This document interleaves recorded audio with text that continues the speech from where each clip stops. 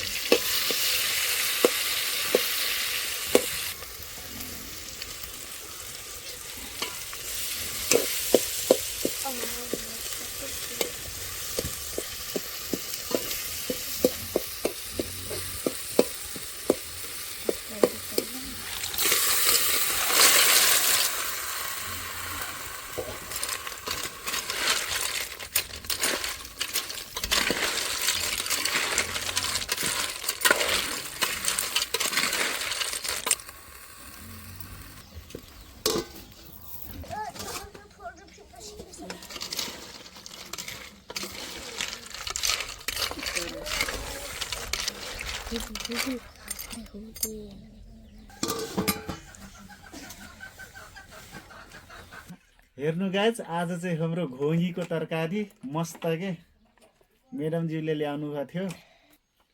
पोखरीबाट निकालेर ल्याउनु भयो कि मस्तको घोङ्गी। सानो सानो छ बट बहुत टेस्टी हुन्छ के यो।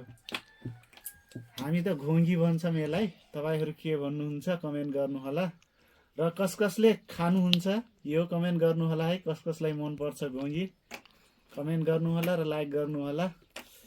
अहिले चाहिँ हामीहरु खाने सुरु गरिसकेका छौं। प्यारको चुम्मा मस्त छ के।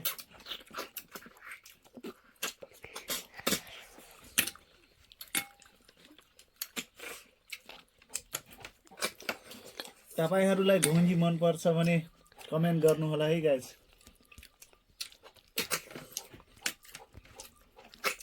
मेरो त एकदमै फेभरेट हो के। फेरि भातसँगै मजा आउँदैन यस्तै सुक्खा मजा आउँछ के यो।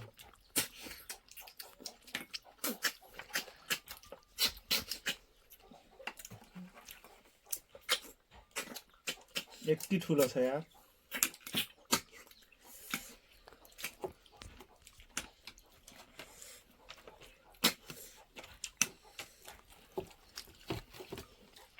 भातसँग चाहिँ आलुको चटनी खाने हो के यो।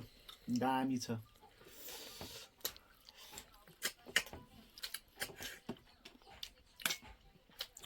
मस्त बनेछ चटनी पनि। प्यारको चुम्मा क्या। प्यारको चुम्मा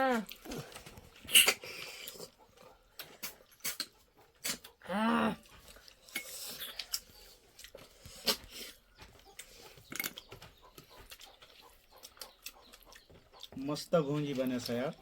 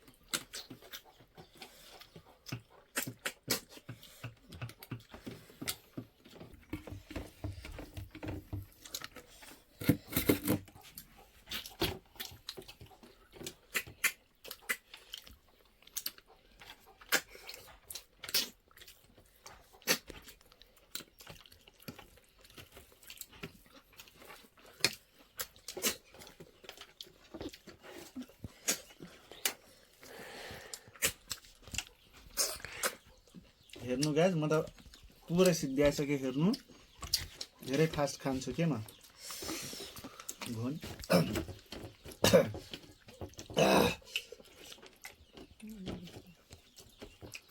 रङ्गी भनेको सुक्खामा जान्छ के